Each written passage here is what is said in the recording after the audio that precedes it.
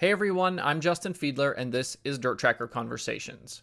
When you aren't from a traditional dirt racing hotbed, it can be difficult to get noticed on the national scene. You've got to win a lot and shine on those rare opportunities you do get to race in front of important people. My guest this time on the show has done just that. Chance Crum is a sprint car and midget racer from the state of Washington who's done a ton of winning on the West Coast, and in 2021 got the opportunity to run at the Chili Bowl for Clauson Marshall with the Tony Elliott Foundation. He's hoping his impressive C-Main result will translate into more opportunities for racing this year, but for now is making some big changes. As we'll talk about, an upcoming move to Indianapolis will get him much closer to the action. He joins the show to chat about his background, running the Chili Bowl, getting sprint car opportunities, his education with digital media, and a lot more. I hope you enjoy my conversation with Chance Crum.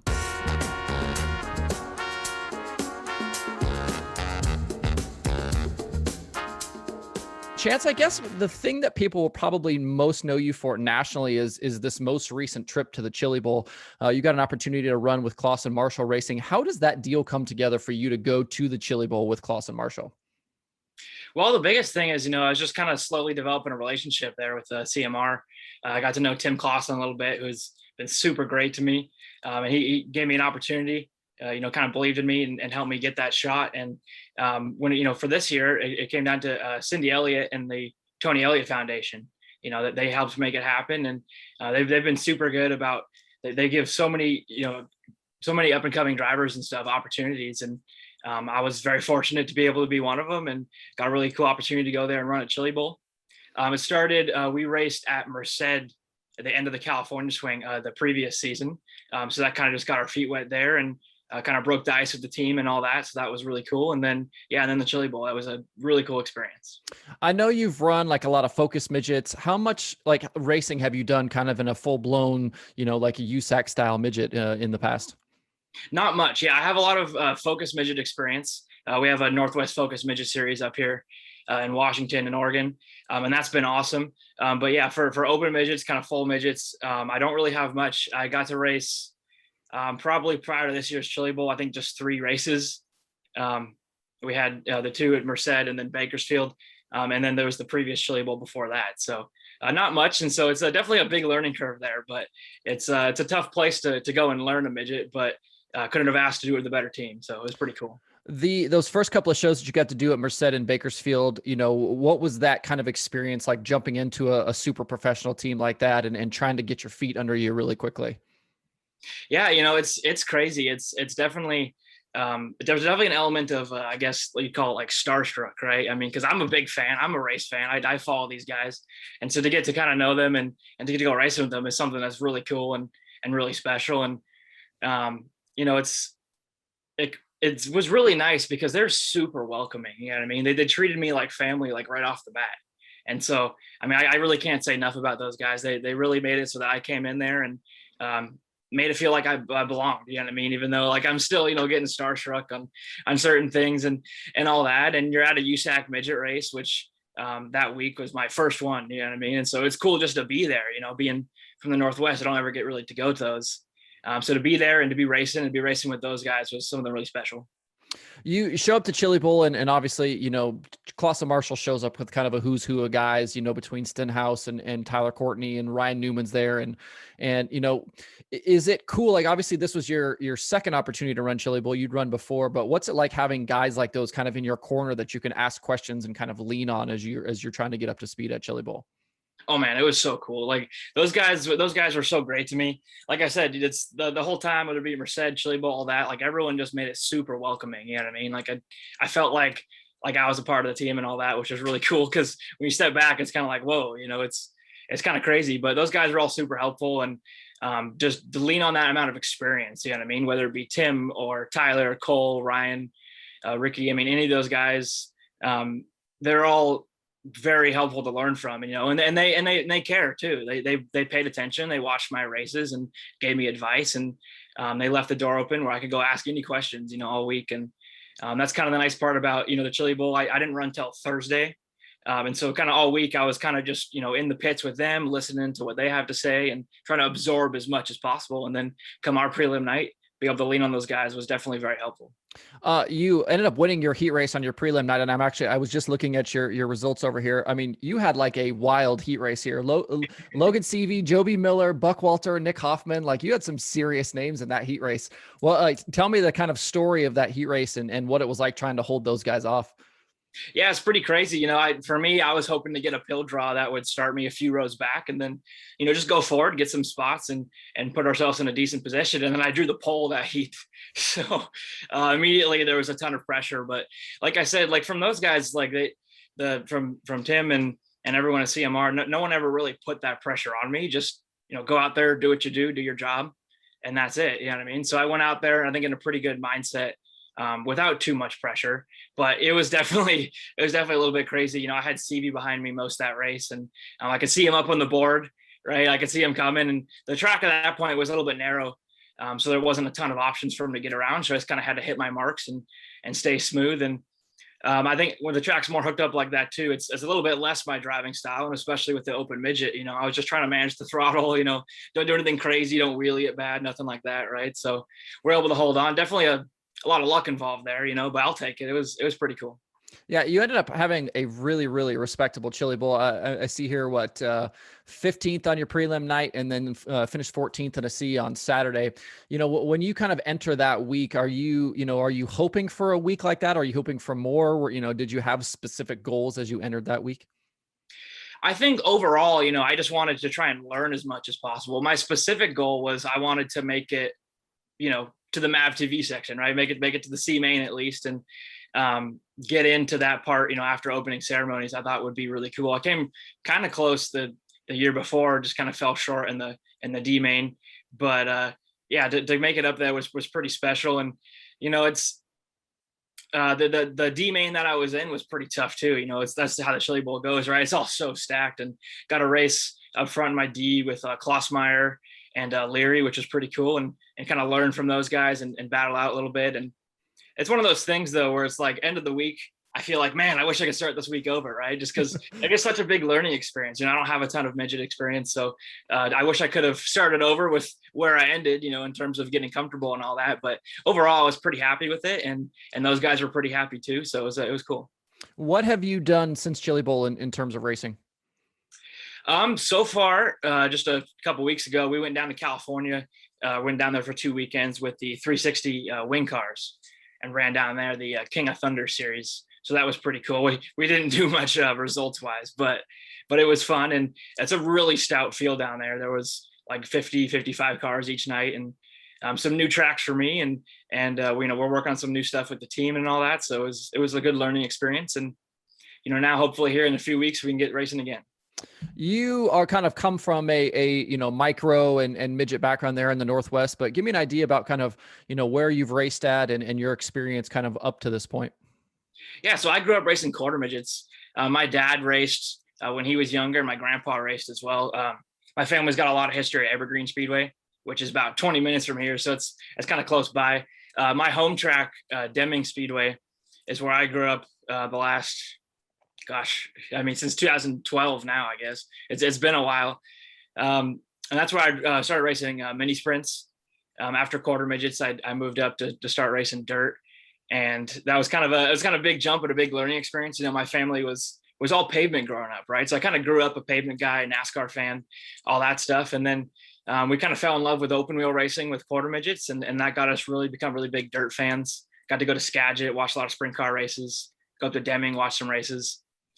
So then once I moved up to dirt and we started racing a restricted micro, and we did that for a year, and then slowly just kind of made our way into the open class. And then from there, I've just been very fortunate to get a lot of opportunities and other stuff. And my family, up until this year, we've owned our own micro, and that's kind of been our thing with my dad and I. And then over the last several years, gotten opportunities to race 1,200 mini sprints, focus midgets, sprint cars now, and both pavement and dirt, and now some more midget stuff too. Deming Speedway is a racetrack that's a little ways north of Seattle, but give me an idea about what that racetrack is like, and kind of what the the culture and like the competition is like there on a weekly basis when you're racing there. Yeah, Deming's a really special place. I think first and foremost for someone new that comes there, the thing that stands out is the people there. People who run it, the Lemley family. They're really cool, and they do things so honestly, and they care about the racers very much. And you get that right off the bat. We have our big race at Deming each year is the Clay Cup Nationals. And when people travel to that race, that's kind of what everyone says, like, wow, this is something really special. And so, I'm very fortunate, and I feel very lucky to get to have raced there so much. It's a cool place, and it's the track itself. It's a tight, small bull ring, which is great for learning. It makes for a lot of tight, close quarters racing, which is cool and a lot of fun. And I got to race the 600s, the 1200s, and the Focus midgets there. So there's kind of a variety. And then I think the big thing too is the competition is pretty darn stout. On a weekly basis for the open class, there'll be anywhere from about 20 to 30 cars. And there's definitely some heavy hitters, whether it be Jared Peterson, Evan Martinson, Brock Lemley. There's some big Northwest names that race there, because it's kind of on Friday nights, that's the place to be. So it's tough each week. We go in there hoping to have a shot to compete, but there's definitely nights where we finish outside the top 10, and it is what it is. You know what I mean? It's a pretty stout place, and it's really cool to have been a part of. What's the difference between a Focus midget and like, a full blown like USAC midget or open midget that you got, get to race, obviously somewhere like the Chili Bowl? Yeah. So, I guess, obviously the biggest thing is just the motors, right? Just the amount of power. With the Focus motors, it's a competitive class. When you have less power, it really tightens the field up. You know what I mean? It's a more momentum based type of racing. You really got to be able to carry your speed and not scrub speed, and find different lines when you're searching throughout the track, and do so in a way that you don't get yourself in bad situations, because you don't have that power to get out of it. So in my opinion, it's a great way. It's a great stepping stone into the open midgets as well. You know what I mean? It's a lot of it, your corners are still the same, a lot of the suspension and everything is all still the same, and the field of cars are pretty similar, just you don't have that power. So the Northwest Focus Midget Series here, we don't have any open midget racing up here in the Northwest, but the Focus Midget Series has kind of been what we've had, and over the last several years it's really grown, and now there'll be 50, 60 cars in the Northwest, not at every single race, but at the big ones there will be. And it's pretty cool. It's a lot of stout competition in that too. There's some heavy hitters, and a lot of good people. It's a lot of good people to be going racing with on a weekly basis. What's your 360 kind of resume look like? I know you've run some ASCS races. I saw you had a Frontier Region win, but what tracks have you raced at, and kind of how many races have you done in a 360 at this point? Yeah, so I've probably, now over the last few years, I'm probably at like 20 to 30 races or so in the 360. For me, like learning wise and trying to, grow and get used to that. It's the hardest part for me has been, it's the opportunities have kind of like been a little spaced out. You know what I mean? I first started racing at 360 the end of 2017, which was awesome. And we got to have a lot of fun. And then it was over the last few years, just kind of when I had opportunities, got to do it here and there. You mentioned ASCS. Yeah, we got to race at Skagit, Dirt Cup's now ASCS race. We raced that. And then the Fred Brownfield Memorial is ASCS national race too. And then I got to go over and race for the Petersons in Montana at Electric City Speedway. And that's a fun track. It's a fun little track. And that's where I got my Frontier region win. That was a really cool race. And there's a number of people that kind of traveled there. And so it was pretty cool. And, overall, it's like I said, it's been kind of, here and there. Last year, I got a great opportunity to get a number of races in, and that really helped me learn. And then for this year, I have an awesome opportunity to do a lot of racing with the Lemley family. Brock Lemley, Kyle Kenor, those guys have really taken care of me and given me some awesome opportunities over the years. And now they put together a car for me to be able to run full time. So it's really cool. And we got to race a couple weeks ago, like I had mentioned, and I'm excited to get things started here in a few weeks. Have you been in a 410 yet? I have not. Hope to, sooner than later, like to try it. It's definitely something that'd be pretty cool. But right now my sprint car experience is limited to the 360s. Well, and I saw you've done some pavement sprint car racing as well. Yeah. At the end of last year, I got to do some pavement sprint car stuff at Evergreen Speedway. They have a wing pavement sprint car series, and that was a lot of fun. Definitely something very different, but like I said, I grew up a pavement person. And so, I still love that stuff. And got an awesome opportunity to kind of come in there and drive a car that was really good. And we got to work together and do 2 races in a row, which helped. Our first one, we finished 3rd, and we kind of we felt like we left some on the table there, you know what I mean? And me driving wise, especially. And then we got to come back a couple weeks later and try again and be able to get the win was pretty cool. Those guys were really, really nice. And it was definitely a pretty special opportunity because, like I said, I have a lot of family history at Evergreen Speedway. So it was pretty cool to have gotten a win there. It's been, gosh, probably, a solid, 40 plus years since like my grandpa last got a win there. You know what I mean? So it was pretty cool. What's the setup of one of those cars? Is it a 360? Is it a 305? Like what's the engine roll? And then what's like one of those cars like to drive? So that series, they have a few different motors that you can run. Some in there have 410s, and then a lot of them are 360s. And I think there's a couple that were like 305 kind of limited motors as well. So the motor rule is pretty open for that.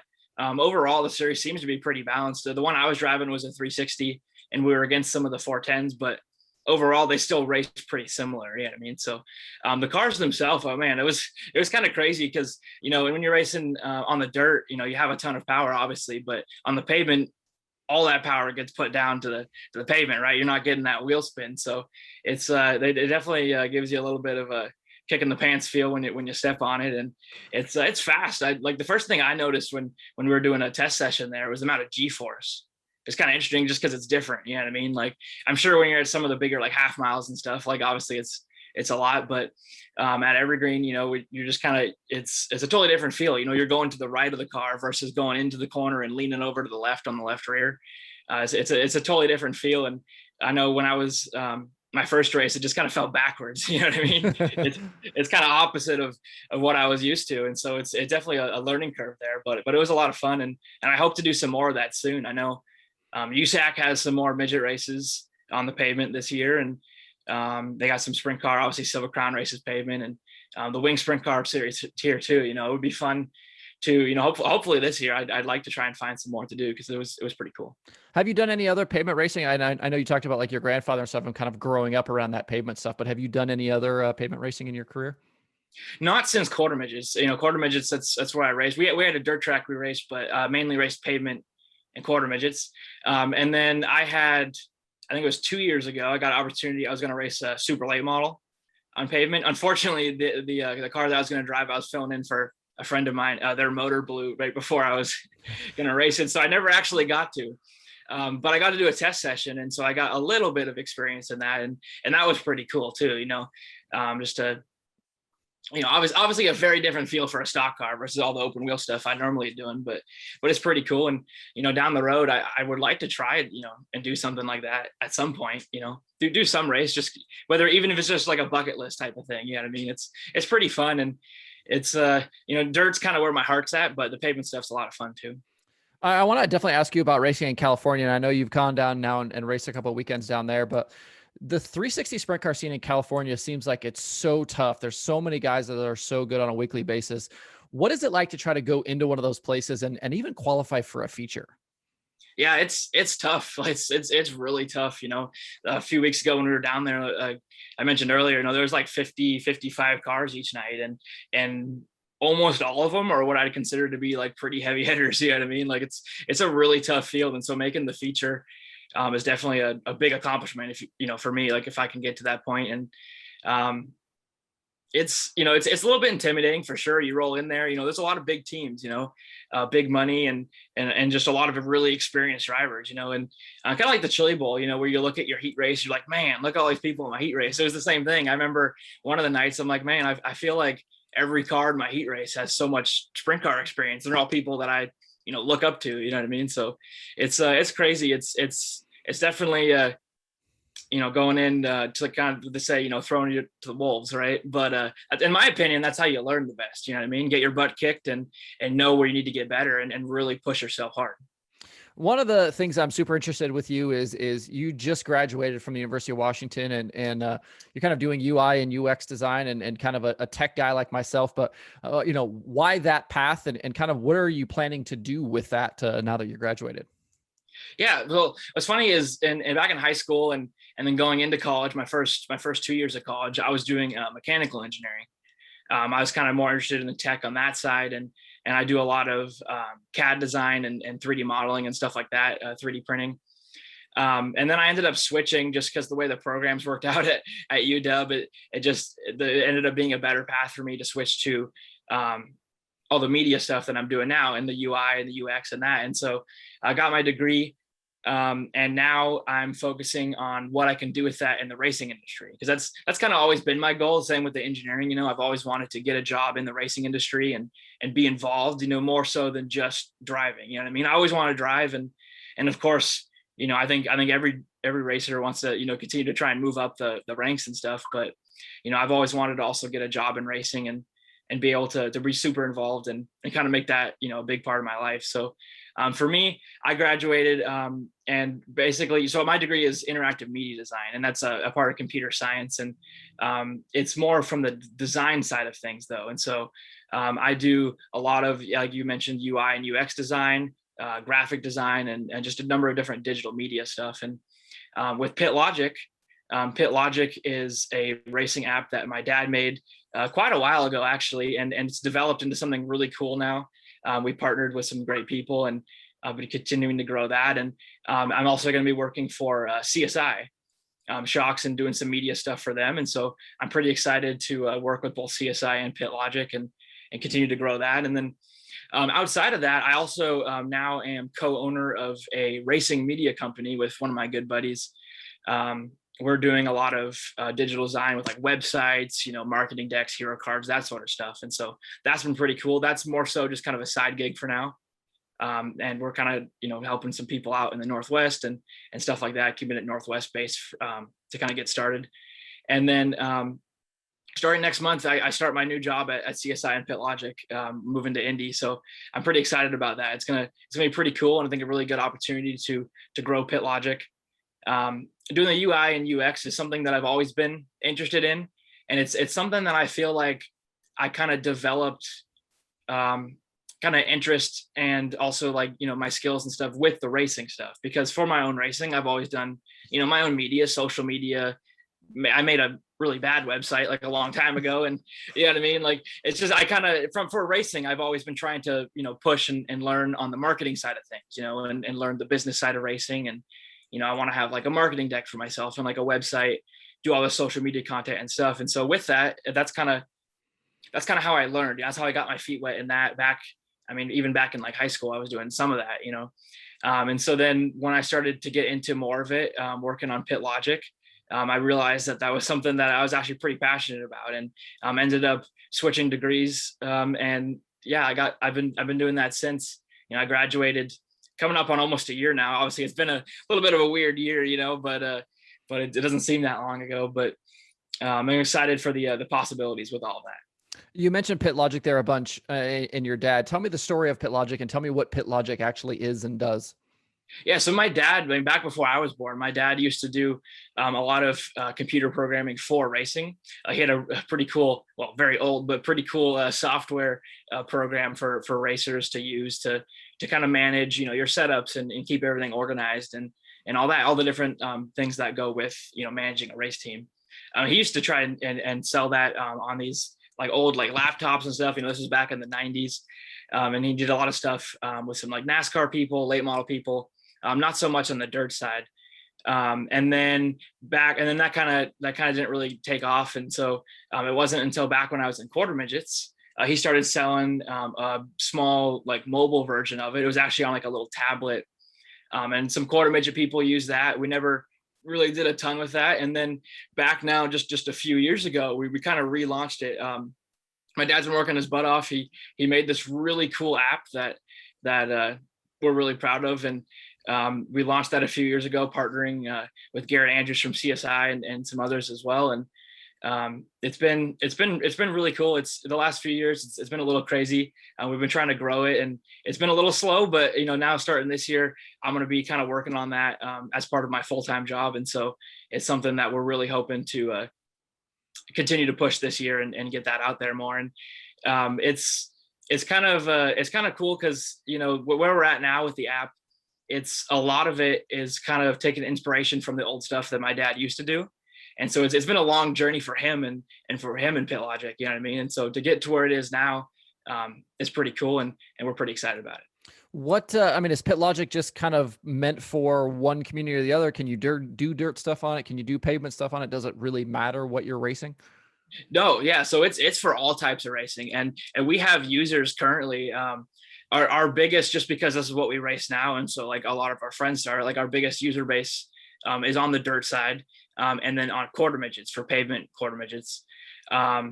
But we have users right now for all types of racing, and that's something. And this year especially, we're going to work to continue to grow into more markets. We have people that race sprint cars, midgets, dirt, pavement, late models, modifieds, drag racing, off-road racing. I mean, there's a lot of possibilities there, and we're really working to make it work for all types of racing. You mentioned, your opportunity to go work for CSI, and I'm curious kind of what the motivation is for you to move now from Washington to Indy. Like, is it because of this job? Is it because of this job and the opportunities to kind of, broaden your racing? Like, what's the thought process that goes into you moving to Indianapolis? Yeah, I think it's both those things that you mentioned. So for me, I mean, that's kind of something growing up that I've always wanted to do, is really fully be involved in the racing industry, both racing myself and, job wise, to, be able to kind of work as my, side gig and, backup plan, and, kind of, what I'm doing to make that all happen, racing wise. And, so, moving to Indy, obviously, I've been there a few times over the last few years, and it's just so cool. The amount of racing is it's just different. The Northwest, we have a great Northwest racing community, and there's some awesome people here. It's just over there, unfortunately, there's just more racing. I wish we had more here, but there's just more stuff to be able to get involved with over there. And so that's a big thing. And for me, so that's always something I wanted to do racing wise. And so now the opportunities come up with CSI and Pit Logic to get over there and be able to, get a place and kind of make it happen. And then that also opens up a lot of doors racing wise too, for me. What else do you have planned for 2021? I know you talked about the 360, like, and I guess even outside of 2021, like, what are you looking for down the road? I mean, do you want to run a midget more? I mean, would you do non-wing stuff? Are you, are you looking to get in a 410? Like, what are you kind of thinking about? Well, I mean, starting for this year, we're racing a lot of 360 sprint car races, and then also got some new midget opportunities in the works that I'm excited about. And so hopefully this year, if all works out well, it'll be kind of a combo of some sprint car and midget racing. And down the road, I like racing a lot of different stuff. I've been fortunate over the last few years to get to do a number of different open wheel things, both dirt and now some pavement too, and wing and non-wing. And I'm kind of a fan of all of it. You know what I mean? And right now I'm doing wing sprint cars, and then midgets, but I would love to race a non-wing sprint car. I'd love to race like a Silver Crown car, down the road.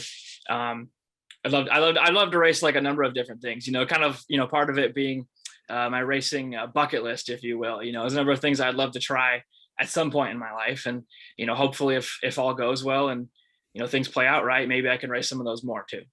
Where's your family at on you moving to Indy, that now that you'll be kind of pretty far away? Are they bummed? Are they pumped? Or do they kind of sit here?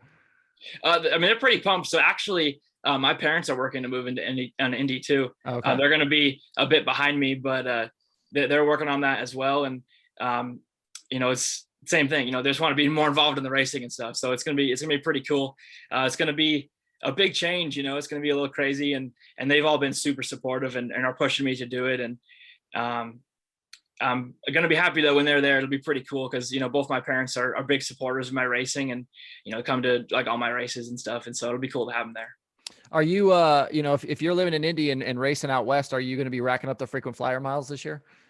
Yeah, I think that's pretty much the plan. Yeah, hopefully we can get some sort of discount for that, right? I mean, like, so we're gonna be racing some midget races and doing some racing out there, and during the week I'll be working over there, and then I'll be flying back here. We'll do some racing in the Northwest, both at Deming and Skagit and some of the other tracks, hopefully, and then maybe towards later in the year, we'll do a little bit of traveling down to California with the sprint car stuff. I know like a big one, we want to run like Trophy Cup and some of the other races down there would be pretty cool to go hit. So that's kind of the plan, is a lot of flying this year. I'm always curious in a couple of different areas when it comes to talking to drivers. And the first is how technical are you? Are you in there working on the car, or do you roll back in and you're just giving feedback? Like, where are you at in terms of how technical you are and how much you work on the car versus your feedback? I like to be, well, probably what some would tell you, like my dad, over technical. I mean, I like to be really technical.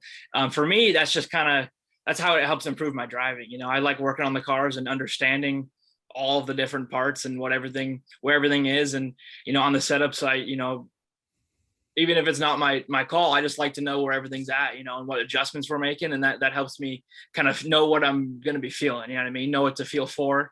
And that's something I've tried to learn. And I've been fortunate to work with a lot of great crew chiefs over the years. And so I've learned a lot from them. And setup wise, I like to be really specific. I try to come from the track and sometimes I have to sit there and just kind of process everything. But I like to be super specific and kind of talk through everything and talk about when you go into the corner and what that feels like, and break down the corner into multiple segments and talk about the weight transfer. And part of that probably comes from my engineering background. I kind of think about the physics of it a lot, which probably, sometimes helps, sometimes hurts me. Maybe I'm overthinking it, but like I said, working with a lot of great people, I've learned a lot, and it's something that I want to keep learning too. I want to keep getting better at doing setups and I don't want to necessarily, go racing by myself and do my own setups. Right. But like, just to understand it is, I think, something that really helps driving. And then the other thing I like to ask about is preparation. Like, are you a workout guy, or, are you watching a ton of videos? Like, what are you doing to prepare yourself especially when you're going to go to a new racetrack or, go to a new part of the country or something like that? Yeah. I like to try and be as prepared as possible, and this year, especially, we're doing a lot of a big race. I'm going to try and get a more regular workout schedule going, but I work out every so often and, try to keep that on a semi-regular basis. And preparing for a race specifically, when I'm going to a new track, especially, I'll do a lot of research, look up videos. If I can find an in-car GoPro video on Facebook or YouTube, that's beautiful, because that's like very helpful. If we're racing a sprint car somewhere, I find an in-car video, that's really helpful. And I watch a lot of race like broadcasts too. You can kind of get a feel for it. And with the number of broadcast streamers we have now, that's been super helpful the last couple of years, because you can go on and watch the full event and watch hot laps and qualifying and the heat races and see how the track changes throughout the night, rather than just watching like the feature highlights, you know what I mean? And so I usually, if I have time, I try to like really deep dive into each track. And then, hopefully as I get older and continue to get race at more tracks, as I start returning to tracks, I'll be able to, just remember all that and kind of be able to build that book of that library of knowledge for there. But, for me, especially this year, I'm going back to the Midwest, hopefully doing some racing over there. There's going to be a lot of new tracks. And so there's going to be a lot of research involved, a lot of videos, a lot of late nights probably doing that, but it'll be cool. Well, I will let you go. I certainly appreciate the time today, but I got to have all the plugs. Where can we keep up with you? Where can we find Pit Logic? Where can we find your media deal? Give me the whole plug zone. Yeah. So for me, my own racing, you can check out my website, Chance Crum Racing, or my Facebook page. For Pit Logic, pitlogic.com, and then check it out in the App Store, both Android and Apple. It's a really cool racing app, and we're hopefully going to be having a lot of cool content coming up here soon. We got a lot of good things in the works. So be sure to check that out. And then for my media company, Elevate Racing Media, check out our website, elevateracingmedia.com. We got some cool stuff in the works there too, I'm excited about. Checking us out on social media and all that. Nice. Well, I appreciate the time today, and good luck with everything. Thank you very much. I appreciate you taking the time. It was good talking to you.